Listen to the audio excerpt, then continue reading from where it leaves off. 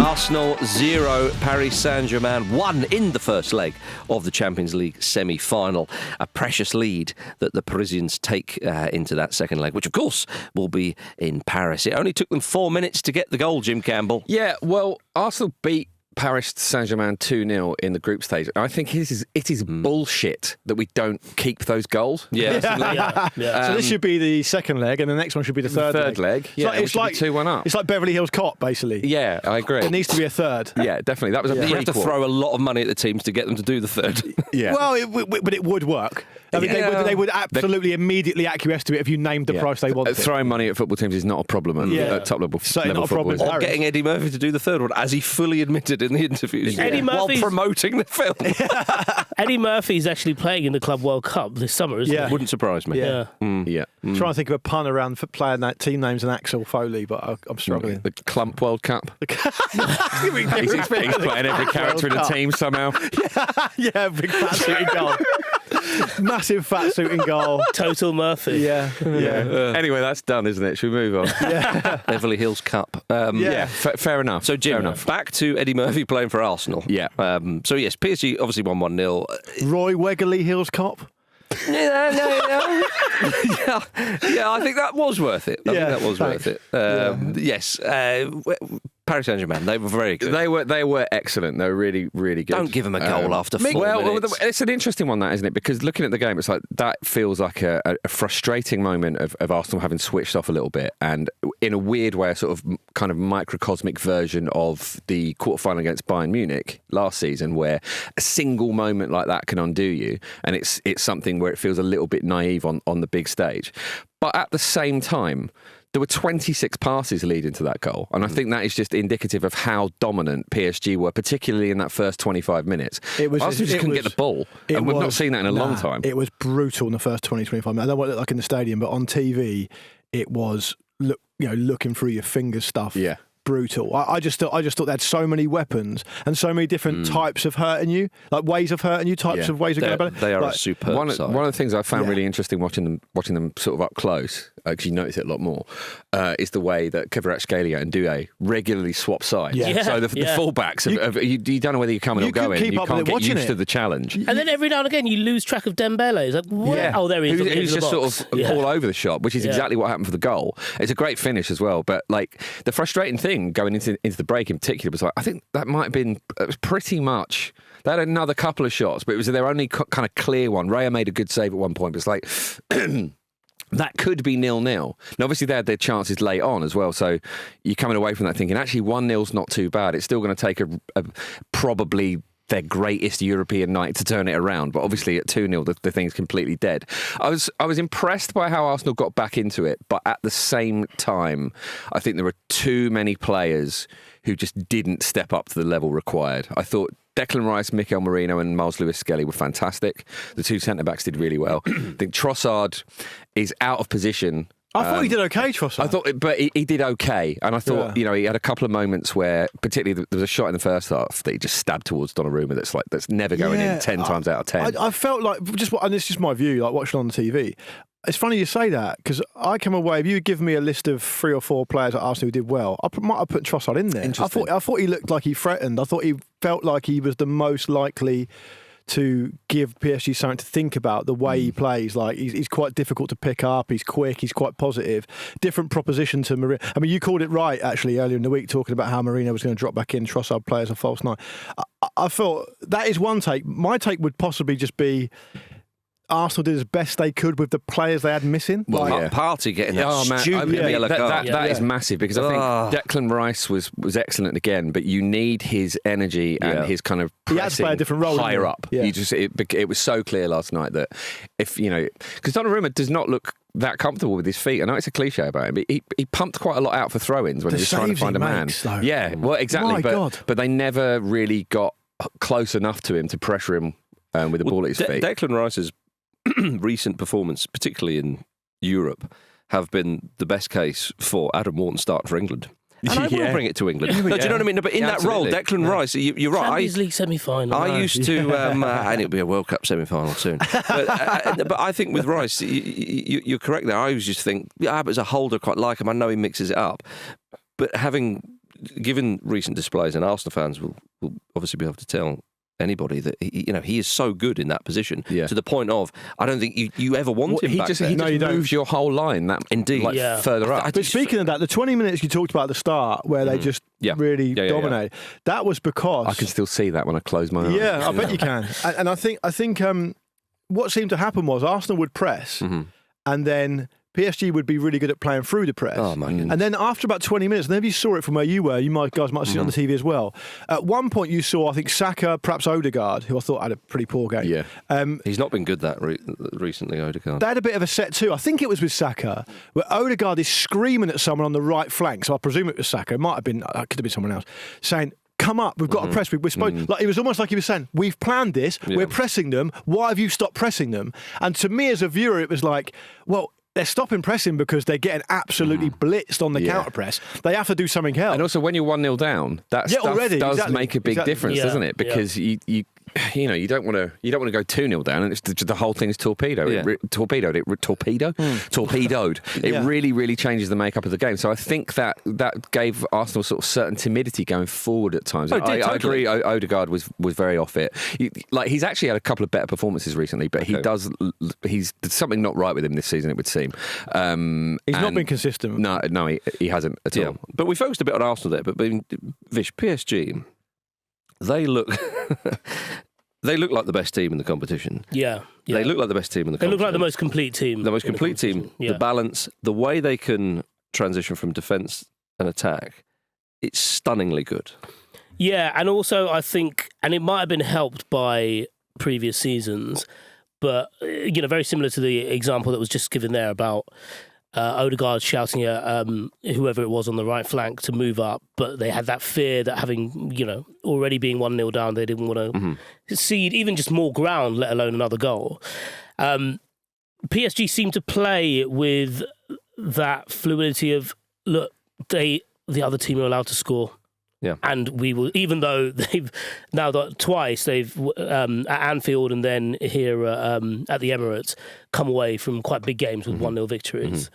Appreciate the second leg of that Anfield game, they win it on penalties, but they were able to play in a way that it's like they're not tethered by what goes on behind them because everyone defends as well. And if not, Donnarumma just fucking saves everything. They're such a unit, though. I think it's just so impressive how Luis Enrique's drilled them. Yeah, and so you have loads of little things like Vitinha is just a ball of energy. Vitinha and Neves. Tiny midfield. Why does that work? That midfield's got to be the most underrated midfield in Europe. It's incredible. Has to be. But everyone knows it now. But it's also governed by a guy in Fabian Ruiz who plays like he's got a cigarette on the go. Yeah. He's so calm. And when you consider how fast every other player moves, he's almost got them like, sometimes you see those dog walkers and they've got like 10 dogs on a leash. And they've got a coffee on the go. Like that Daniel Radcliffe clip. Yeah, exactly like that. That's Fabian Ruiz. Who are the dogs? All the other players? Well, he's just totally in control. They seem to get their positioning from him. Yeah. Out of everyone who moves around, he's the one who's just consistently just strolling around the park. You're right. I think what Luis Enrique's done with this side is so impressive. It is. And you remember when he had that side at Barcelona when they won the treble? I mean, they had the front three of Neymar, Messi and Luis Suarez. So you've always got a chance. I think actually... But I think, Jim, to make the point, is that the way he changed that Barcelona side and evolved them from the kind of post-Pep era of kind of... Obviously, they have a lot of possession, but he makes them a bit more direct. And he's got them. He's got this side exactly where that they are singing perfectly to his tune. It was, looking back on it, you think, my goodness, it was on another day he might have won something with his Spain sides. Of course, they go on to win the Euros last time round. But the way that they've all bought into it, the way they play for each other, but also what I find impressive about Luis Enrique with that Barcelona side, but obviously we're talking about PSG now, is the individual quality and flair is still there within this system. Sometimes one is at the sort of the behest of the other, but that's. You still see Kvaratskhelia is still so impressive and swashbuckling, Doué, and all these players. Sorry, John, I know you want to come in very quickly just to back up that point. That's the best way of describing that and explaining that would be the difference between Kvaratskhelia and Neymar. Yeah, Kvaratskhelia does so and much Mbappé work. Well, but did you see how much defensive work and how much energy he puts in? Which is really interesting because you see him and he's got his socks rolled down. He's undoubtedly a flair player, incredible player to watch. But he also it kind of inhabits that idea that in modern football you have to be able to get up and down. You have to be able to do this stuff. And he does do it. And I think the players in the past that have maybe seen them stop short of winning the Champions League haven't been prepared to do it. And that's been the difference. Yeah. We've seen them be this kind of sort of technical press monster, but they weren't that last night. They didn't need to be. That early goal what I was shapes really things. absolutely, but what I was really impressed with was their shape and the way they stick to it to a point where you just don't have options. Arsenal went back to David Raya way more than I've seen them do at any point this season, and he's comfortable playing out. And obviously, there's a few nervy moments that come from that. Arsenal are happy to do it if they absolutely have to do it, but they rarely have to do it as much as they did last night. And I look at this PSG team, and I think, you know what, the way they're kind of growing their reputation, they might be able to attract a couple of really big names, you know, and then really kick on from there. You know, whack a couple of Galacticos in there. And this could be a really special project. Disrupt it, Jim. On the Arsenal is what side, it could Jim, do. On the Arsenal side of the things, I was thinking, Jim, that, you know, the way that PSG played to give Arsenal so little time on the ball, I was thinking to myself, no one's done a number on Arsenal like that at the Emirates since West Ham in February. There you go. There you go. Probably what they watched. For a bit of inspiration. Yeah, I mean, you mentioned Kvaratskhelia. I mean, he is almost like their Galactico, but then he just slots in and he comes in the middle of the season and hits the ground. He works too hard to be a Galactico. Indeed, yeah. He also, the thing about him that's so impressive as well is he comes in from Napoli mid-season, and I don't want to be too harsh on Napoli because they're having a good season. They may indeed. They may well win old Faradona a medal. Yeah, but Napoli... Macaradona's going to do it for him. So hold on, he's got very quickly. He could potentially finish with a Champions League medal, a Liga medal, and a Serie A medal if he qualifies for enough games. Yeah. It's Nigel Quasi-esque. It is, yeah. But give Scott McTominay one more year, and you know. Yeah, McSauce.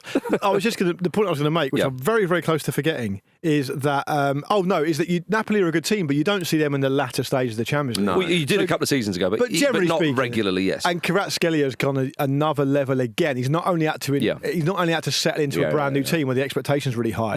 He's gone in there. He's made a difference, and he's looked in his own way. I know Dembele scored an awful lot of goals, but he's looked one of the most likely. And it goes back to the thing I always say about players like wide forwards now. The ones who get all the headlines, the ones who do the best, are the ones who are just unerringly positive over and over again. He'll commit you either way.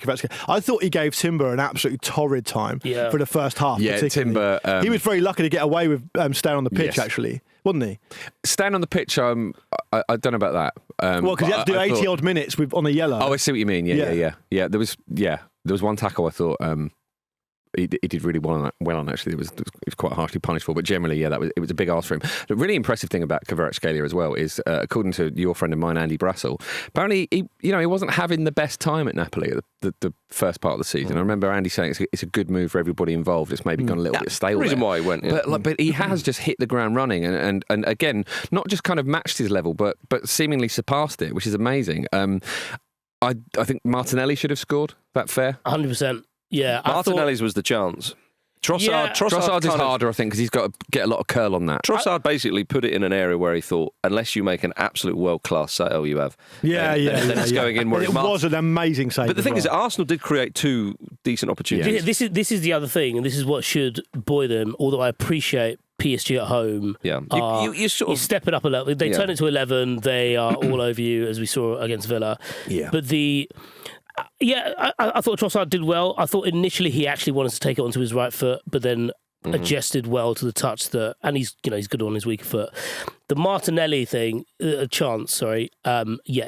absolutely has to do better there, because even it's weak. Even if Donnarumma makes a save from a better shot, it would require Donnarumma to tip the ball around the post, and he doesn't have to do that. Totally agree for what he 100%. does. So, you've got to score that in that. And situation. it's such a good ball from Lewis Kelly as well. He's so good in that little position. And then there was that tackle, which ostensibly at first view looked like it might have been a penalty. Everyone seemed to be convinced it was a penalty from João Neves, I think it was. Gets a foot on the ball and makes an amazing tackle at the exact moment. Really, actually, the only moment he can make that tackle, which is a really brave thing to do, and it's not something you necessarily associate PSG with. Yeah, I mean, it looks impeccably timed, but you have to remember that the ball is absolutely massive to João Neves. It's true. It's like kicking a medicine ball. It's true, actually. He can miss it. I also found, and this is going to sound really mischievous coming from me, so you're going to have to take it in the spirit it's intended, Jim. I felt like the crowd were silenced. Oh, they were really early on in the way that definitely. in the way it didn't happen against Real Madrid for fairly obvious reasons, right? I get that. But actually, given the comments that Arteta made around the game about how important the fans will be, I'm interested in your take on that, given you were in the stadium. Well, the efforts to kind of regenerate the atmosphere after the goal were there, but it didn't quite take. And a thing that can happen in a lot of stadiums in a situation like this, which was frustrating actually, was every time Arsenal conceded a free kick, you get that thing where whether it was or it wasn't a free kick, everyone's like, oh, for God's sake, referee, you don't know what you're doing. And then it becomes an atmosphere of frustration.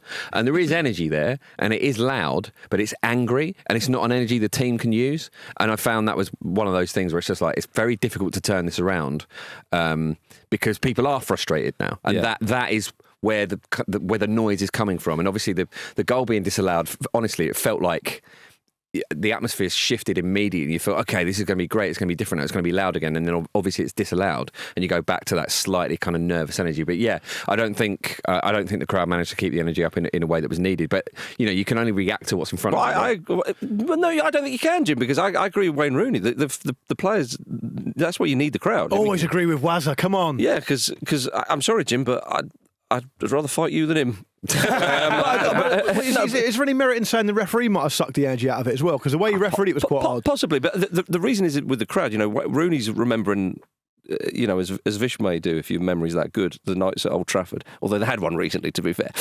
But when the crowd would really get behind, when they would go a goal down, immediately, right, they need us.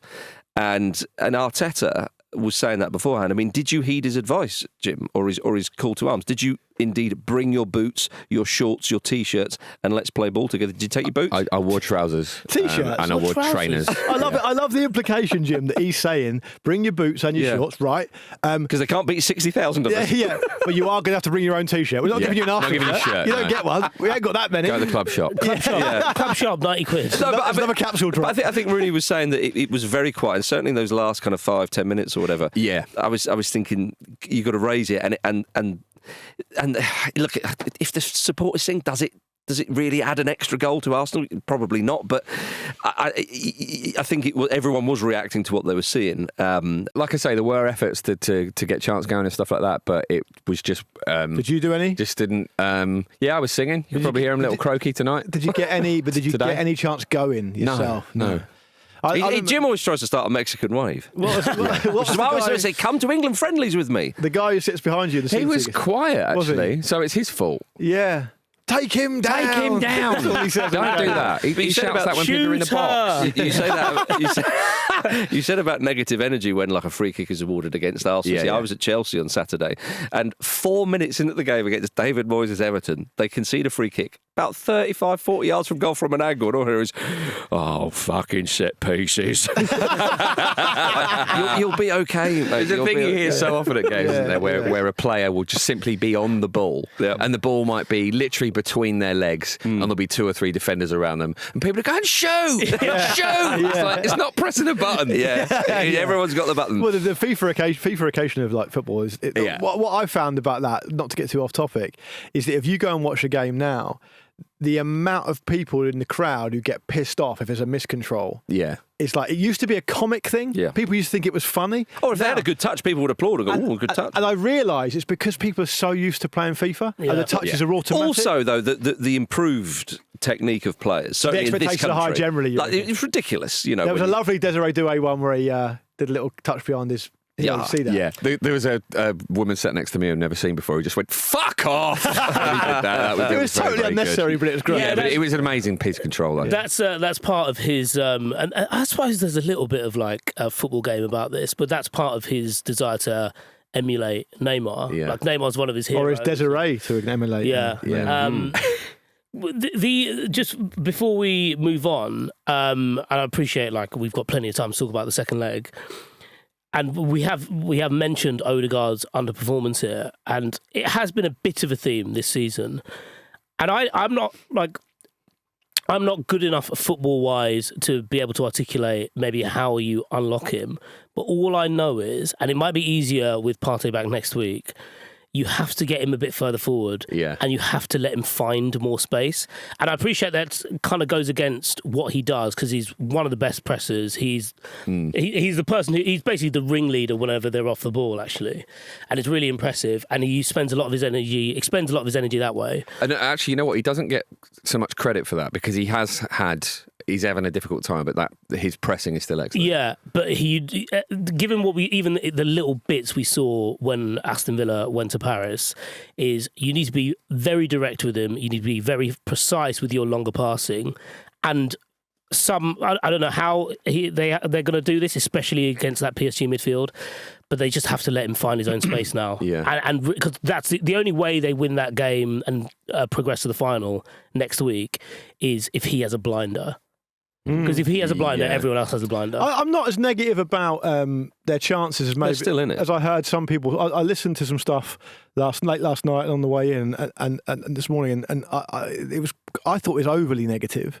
I think it's tough, of course, but essentially the assignment is you've got to go there and win. And really, unless you want to, if this game had been 1-1 or 0-0 last night, unless you want to go to penalties, then you got to win anyway. Arsenal were pretty close to scoring a couple of times.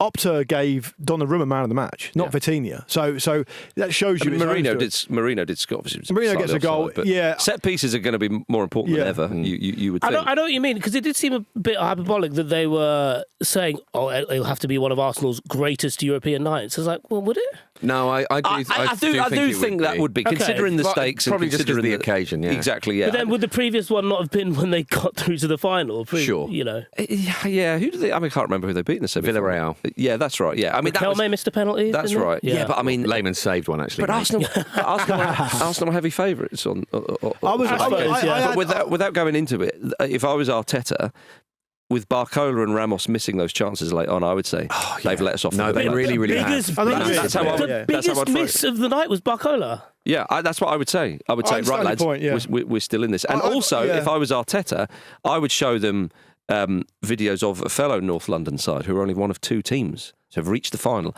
of the Champions League after losing the first leg of their semi-final at home.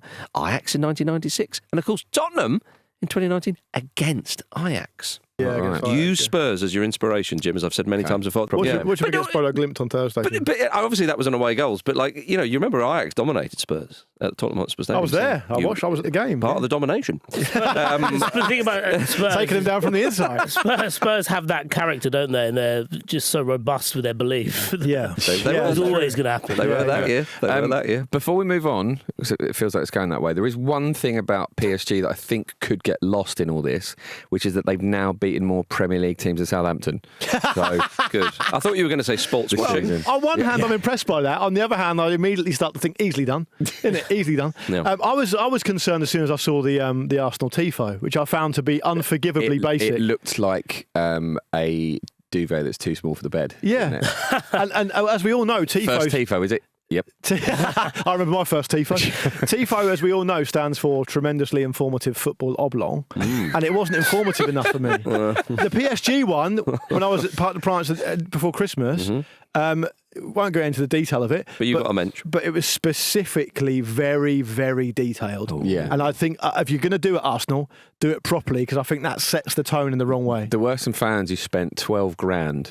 on a TIFO. And the club were like, you can't put that in it. You can't have that in it. It looked like AI Slop and it had a betting sponsor on it. But you're not going to get that in in here. Wonder how they funded 12 grand. Oh dear. Well, people, the affluence around here, that's probably nothing to them. It's an uphill task for Arsenal, but they can do it. Yeah. Just as Spurs did those years ago. Coming up after this, Carlo Ancelotti could be about to join Brazil.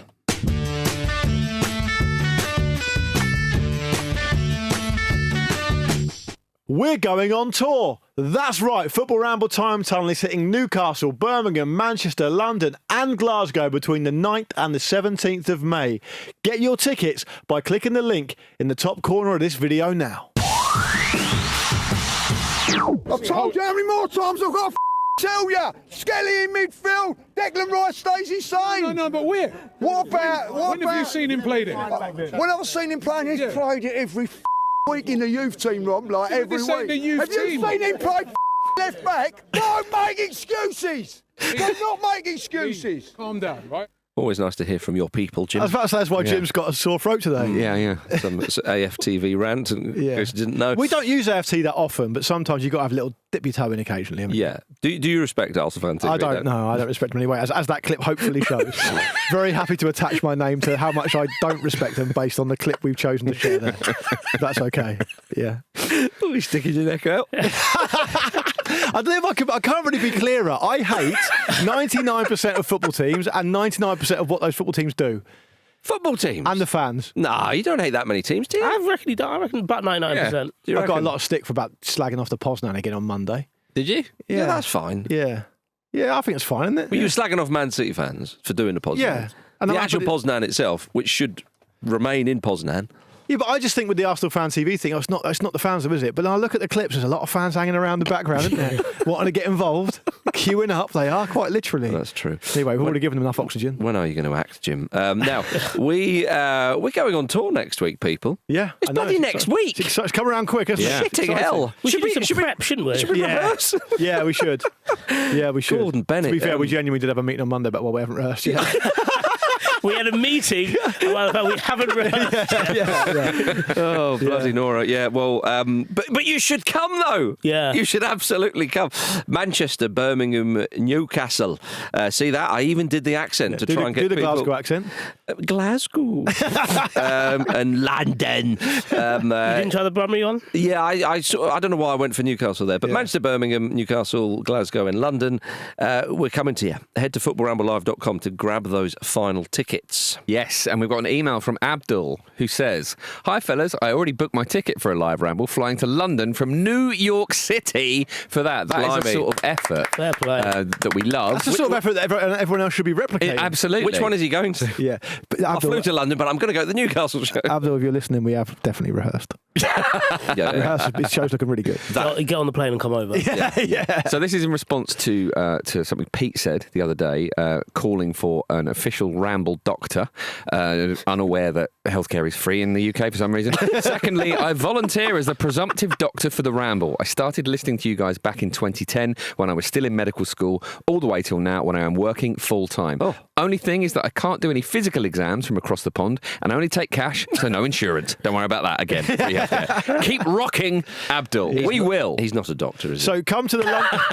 I'll take cash. Yeah. But, right, okay. Come to London for the live show, everyone. The Shepherd's Bush Empire on the 17th of May, because Abdul is going to do a live physical examination of Pete Donaldson on stage. Could do open heart surgery if required. And you've doubted that he's a doctor there, Yeah. which is interesting. A bit I've of thrown press the on. gauntlet down. Yeah, he'll Pete's turn up in a white coat and you'll go, oh, another bacon boy. Yeah, I will do. Don't worry, Pete's been examined by loads of people that aren't Exactly. actually doctors. Yeah, he has. Talks about it at length. Or oddly, a school child in parts of Argentina. Yeah. What, they wear like white lab coats, do they? It's Do strange. they? That's their uniform, What? isn't it? I should ask my So mate. the dogs wear jeans Yeah. and the school kids wear white lab coats to school. There is a thing. I don't know if it's still around, but it was, That Dexter's Lab. Backtracking now, isn't he? Yeah. No, I saw it from myself. Be confident Did you about it. lick a toad when you were out there? Or something? I might have done. Hope so. Hope so. Could have been a frog. But who knows? Right, staying in South America, Someone else will also be at the live show in London, Carlo Ancelotti. Carlo Ancelotti and Brazil, a match made in heaven. Apparently they've reached an agreement in principle for Big Carlo to take over as head coach for the 2026 World Cup, which is annoying. Because I thought to myself, looking around, and I thought, yeah, we've got a chance. Allow me to make you feel better. Go on. Little mental image for you. I'm going to plant it right in your brain right now. Go on. Carlo, post Brazil winning the World Cup again for the first time in ages. That's annoying. Cigar on the go. Yeah. Little pair of Speedos on the Copacabana beach. Yeah, Have I got okay. you back on board? Yeah. If it had to be anyone that wasn't England. Yeah, okay. What I love about this story, before we get into it, can I just say that I was absolutely delighted to see, before this news kind of came out over the last day or two, that Spurs and the people that absolutely 100% positively release leaks to the press to keep their fans happy had a little token go at saying they're interested in Carlo Ancelotti.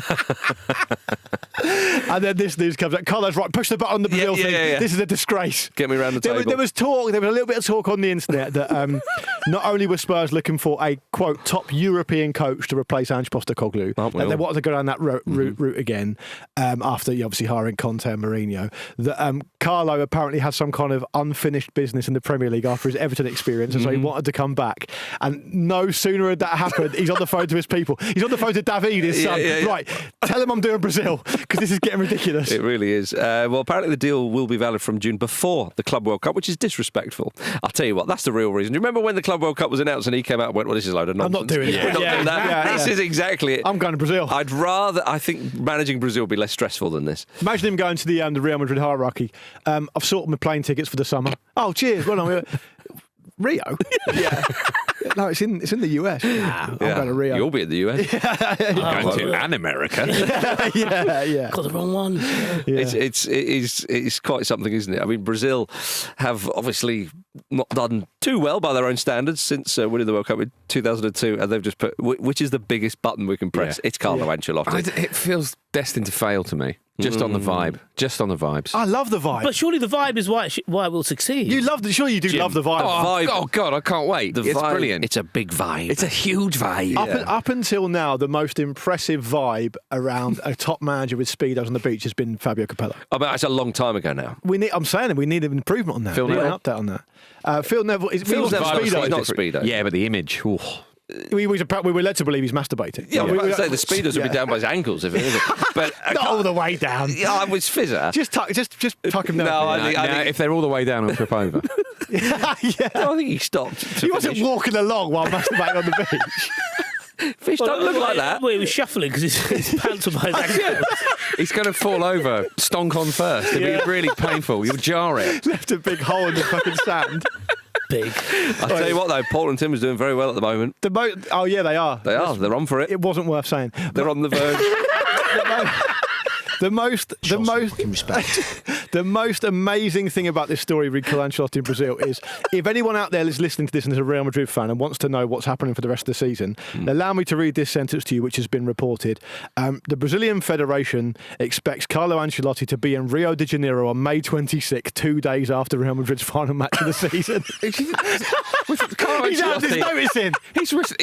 He's achieved so much in the game. It must be infuriating to still be surrounded by so many unreasonable expectations. But I suppose that's the nature of both Real Madrid and Brazil, isn't it? What about the World Cup? He'll probably win the Champions League with them. Yeah, that's right. Yeah, he's absolutely magnetic to the Champions League. Totally. Yeah. I like the idea, though, that it's quite a cool thing that one of the things that's blighted the Brazilian national team over, I suppose, maybe like a generation has been a quote unquote loss of flair, which they associate with their identity. Yeah. And it probably got to the stage now where it always had to come from the outside.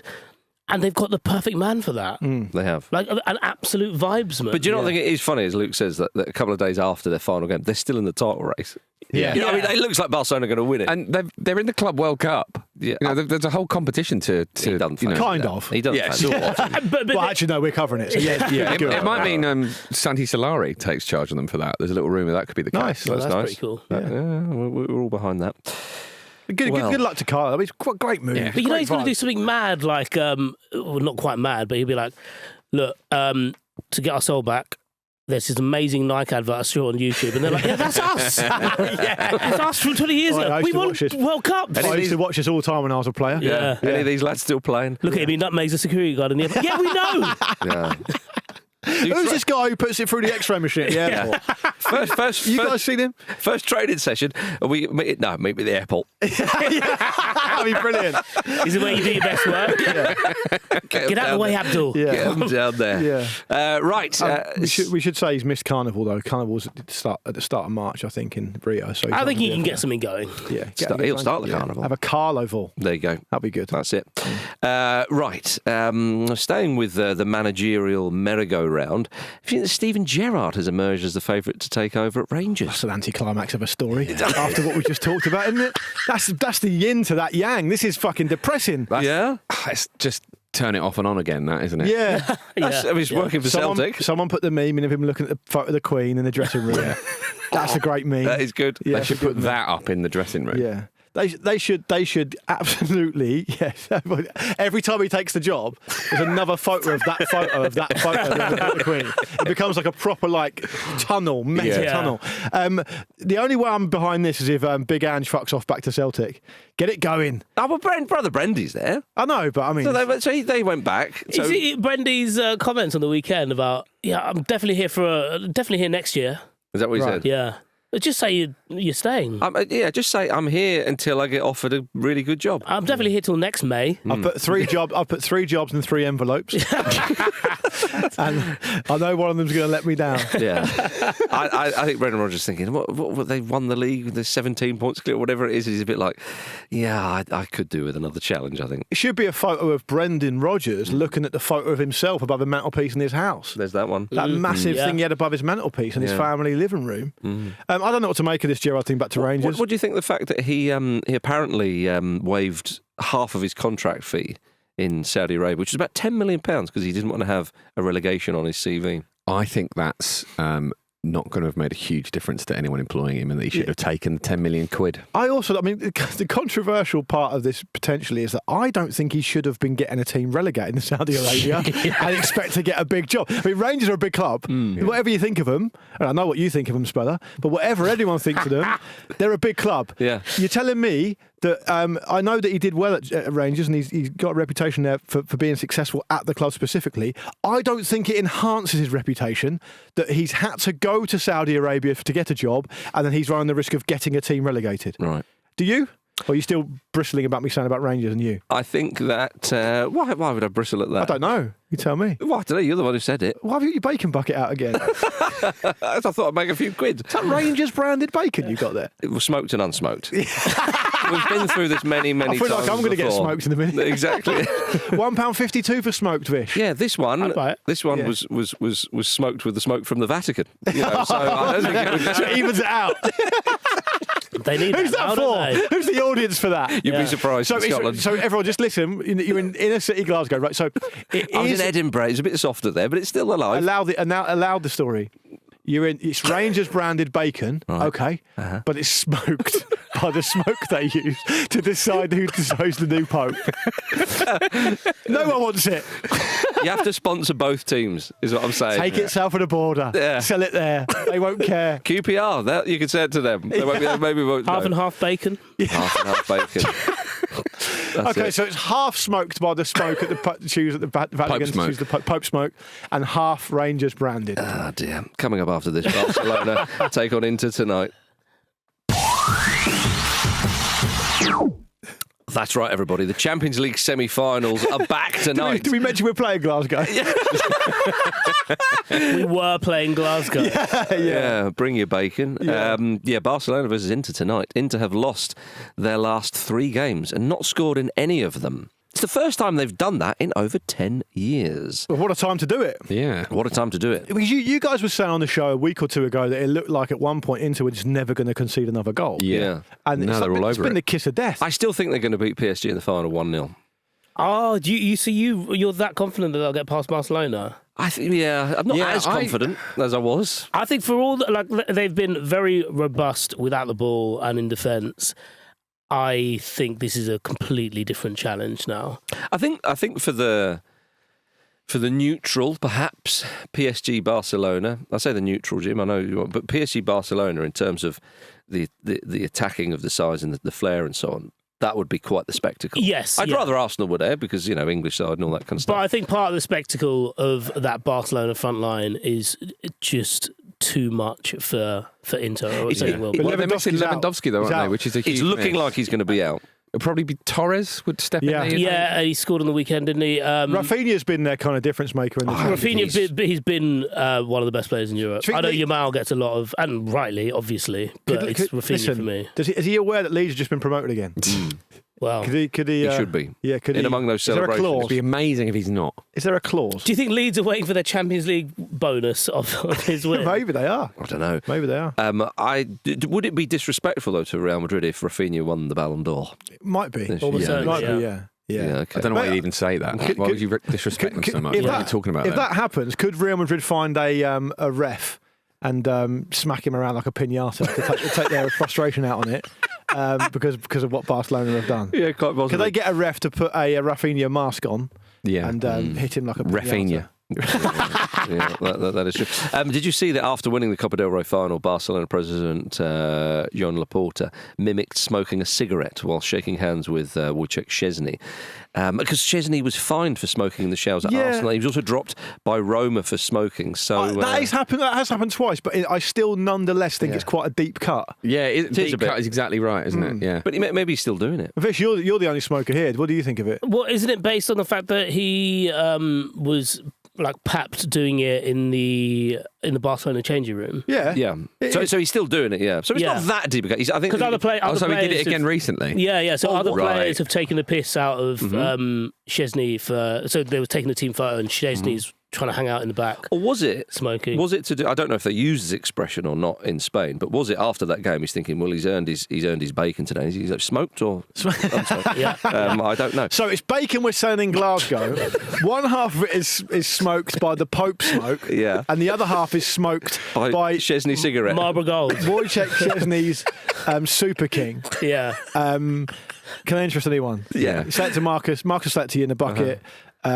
Which is more expensive? Probably the Pope smoke. Yeah, mate. Harder to get. 100%. 100%. But only, I mean, as I say, You've got to basically climb up on the roof of the Vatican and dangle the bacon over the top of the little funnel. Yeah. It's at the very least, it's a very artisan cut. You've got to use a drone. You've got to use a drone for that. Yeah. Just sheets of bacon hanging off of it. Which weirdly feels like a hate crime. Yeah, doesn't it? It feels like a hate crime. All because the lady loves Catholic smoked bacon, as the advert says.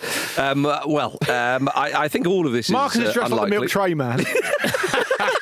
But it's not chocolates. It isn't. In a white coat. He's got bacon stuck to him. Yeah. Well, Milk Tray Man wasn't dressed in a white coat. Yeah, but you'd be in the tux, but you'd also wear a white coat. It's not a tux, by the way. It's like a black roll neck. Yeah. Oh, is it? Yeah, of course. Yeah. A bit more French resistance. Black roll net and kind of little butcher's jacket. It's weirdly quite stylish. I don't know why, but I'd give Marcus a beret as well. Yeah. A raspberry beret, presumably. Yeah. But yeah, so Robert Lewandowski is looking like he'll be out this evening. He's definitely out, I think. It's confirmed that he's going to be out. Well, it could be mind games, bruv. Could be. You never rule out a mind game. Alejandro Balde is out as well, which is a shame. Otherwise, they're at full strength. What do you think of this one, Jimmy? You seem to think Barcelona are faves for this one. Can you be full strength with Szczesny in goal? Is that Good a question. caveat? Yeah, I wouldn't necessarily say that they. Ter Stegen is available again, isn't he? Exactly. They're sticking with Szczesny. I wouldn't necessarily say He's they're the like unsmoked heavy option. favourites or anything, but they're just, but they're just kind of irresistible at their attacking best, and it's going to be a real clash of styles, this one. Yes. But as you mentioned, Inter have wobbled a little bit lately, and that's the last time, the worst time to play this Barcelona, who've really got the bit between their teeth, and I've seem to have mentally moved on from all the kind of financial levers and the nonsense around that stuff. They look just so focused on the pitch. Flick is brilliant in finals, isn't he? As we know, which is going to give you so much. Won confidence. all of his finals as a manager. 7, Which means he's good at semi-finals as well. indeed. By definition. Yeah. He's not being parachuted in like when Spurs fired Mourinho. He loves a Super Cup, that guy. I tell you what, when Spurs fired Mourinho for the League Cup final, if they had brought in Hansi Flick, Well, would have been totally justifiable. It would have been a surprise. It would have been a very left field move. It would have been. But can I just make a point that in one of those defeats that Inter had was against AC Milan, against Milan in the Cup, and they've been. I mean, Milan are having a poor season, but Milan's record against Inter is pretty good. Like that Inter was their season. Yeah, that was Inter- Milan's but, season. But I think generally speaking, if you look at the stats, Milan have done very well against Inter, and so you've got to contextualise that. Well, it's also a derby. I mean, But what I was just going to say was sometimes you see with top teams that have a wobble, a European game or a cup game can feel like a bit of a holiday. Yeah. And I wonder whether they'll just be able to reset and go, right, this is what we're good at. It doesn't help the first game is at Barcelona, which obviously brings its own challenges, although Barcelona aren't at the new camp at the moment, of course. It's a really interesting one to call. I wonder whether, the difference may well be that Barcelona missing Lewandowski, who scored so many goals, he's got 25 goals this season, is going to make a difference. If Inter can find their defensive prowess again, that could be obviously a big factor. Jan Sommer, for me, I've been on. You love him. I've been on the Jan Sommer taxi been the back of his taxi for probably 10 years plus now. well, since the Strokes' first album. And I'm pleased. I'm pleased that he's playing in the latter echelons of European football as well. Yeah, I'm not looking into those defeats to, say, Bologna in the league and Roma in the league. I think that the focus is on this. Inter, but it's not, is it? Because they're still they're now falling behind in the Serie A title. 3 points behind with 4 games left. Indeed, Vish. We want that playoff. But we want that playoff. They were leading, for so long. Totally. But the reason why I'm not looking at this with regard to the game tonight, because I think at Inter, bearing in mind how close they were when they played Man City in the final, when they should have taken that to at least extra time. I say at least they should have scored. Yeah. They haven't won the Champions League for a club their size. It's been a few years, not been that long. Obviously, we remember Mourinho, but for teams, that's quite a long time. For a side in Serie A to win the Champions League would be huge. Yeah, and I think that just subconsciously or even consciously with some of these players, I don't think it's hugely surprising, but we'll see. Yeah. Martinez is a man possessed at the moment. I love Martinez. Yeah, he's one of my favourite players. Yeah, such a great threat. Yeah, a proper Argentinian striker. Oh, just a fucking bastard. Yeah. But absolutely. But you're right though. You're absolutely right. Just he's everywhere. He won't give you a minute. He's technically brilliant as well. Yeah. A gorgeous player. He's had a really good Champions League season as well in terms of his goal scoring. Yeah. I'm really him looking and Duran work well, so there's something there. Looking forward to it tonight. Well, I shall be certainly watching it. Now, everybody, another competition has kicked off last night as well. Of a similar level. Don't be patronising. The National League South playoffs Bit rich. kicked off last night. Truro City, they were crowned champions, bless them. Yeah. Meaning Torquay, Eastbourne Borough, Worthing, Borehamwood, Dorking and Maidstone are battling it out for the second promotion position. Well, Borehamwood beat Dorking Wanderers 4-3 last night. And that barely scratches the surface of what happened, because we talked a lot about how good that final day was going to be in the National League South. There were so many teams who could still do something. As you mentioned, Truro City did the business. Borehamwood did beat Dorking Wanderers 4-3 to go through, because it was a one-legged playoff game. The way the playoffs are set up in the National League South and North is quite interesting. You have to look into it. I won't bore you to death with all the admin. But Oluwafemi Ilesiemi, who plays for Borehamwood, managed to somehow conspire to score 2 own goals to put Borehamwood 3-1 down in the game, right? And then Borehamwood rallied, bounced back, scored a second, scored a third to make it 3-3. In the 96th minute, who pops up with the winner with a lovely goal from the edge of the box into the top corner? The self-same Oluwafemi Ilesiemi scores to win the game. That's amazing. It's basically one of the last kicks of the game when they go through 4-3. Bloody hell. It is. That National League this season, National League South particularly, has been the gift that it's kept on giving. It's fantastic. That is amazing stuff. And there's still so much more from the playoffs to give. Exactly. Do you feel bad for Dorking because of the journey they've been on? Yeah, I do. Did you celebrate when you scored your goal against their under-18s, or did you have too much respect for them? Yeah, good memory. Yeah. I sold them a load of bacon after, so both were happy. What a route. And you brought some home. What a route. Where's your route? It's basically the more affluent parts of Edinburgh, all the way down to Surrey. Rural Surrey. Yeah. Suburban Surrey. Suburban. Is there any other type of Surrey? Suburban. No, it is a bit of rural. Get your pampas grass out. It doesn't count as rural if it's people's gardens. Yeah. Marcus celebrated that goal against Dorking Wanderers under-18s by just popping a little playing card in his car window. Shall we talk more of that on the uncut? Yeah, okay. Let people fill the blanks in themselves. That's what I said. Oh, dear. Staying with nonsense, everybody. The FA have launched their own baller league. I love. Do you know what? Yeah. Can I just very quickly jump in and say, very quickly, I love that it's so on brand for the FA. Let's do that. To see what we've all presumably seen in fits and starts on a Monday night on Sky Sports, and only they, and it would only be them, have come to the conclusion, we need more of this. We need another one of these. Yeah, that's right. Let's do an official version of it. The kids will love that. So we'll make what that does is the only way it could get worse is if we step in and make it uncool as well. Yeah.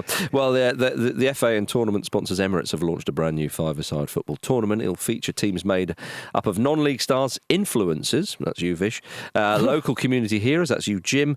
The competition, of course, will take place at St George's Park. You love St George. Indeed, I do. So one of you. Presumably I'll be there. I feel left out here. There'll be a lot of dickheads there. There's some corporate types. So-and-sos. Yeah, okay, yeah. Jermaine Defoe, Ben Foster, Sean Wright-Phillips, Shola Amiobi and more are set to be named as the captains of each team. But that's not the rub, is it? The rub is that each team is going to be named after a different Emirates flight hub. London, Birmingham, Manchester, Newcastle, like our tour. Yeah. Yeah. That's what they've done. Emirates, we're looking for a sponsor for our tour, for God's sake. We've got. Hang on a minute. Is Ben Foster captaining the Shepherd's Bush Empire team? This is an absolute. They just looked at our tour. What we'll do, because it'll really connect with the community, is we'll name it after an Emirates flight hub. Yep. I'd never read the 3 words Emirates flight hub in my life before I saw that. It's so Partridge. Yeah. We'd play though if they asked us, wouldn't we? No, I wouldn't play. I can't play anymore. Vish will play. Vish has still got a lot in his locker. You can chat. Yeah. And Jim. You wouldn't be able to do your Not a tab, chance. your tab at half time, though. I think he would. I don't do a tab at half time. Yeah. Before and after. Before and after. But what I'd love to do, because it's all kind of named after and all part of an Emirates flight hub, is I would love, as part of the celebrations, the team that wins to get in a fucking plane Right. at an Emirates flight hub and fuck off and not come back. That's what I like. One-way ticket is your prize. There we are. Yeah, you're going wherever you want to go. Don't come back. Luke Get a little Morris. small towel at half time to Yeah, that'd be nice. Hot wipe your towel. face, Yeah. Oh, it's all just a big shame.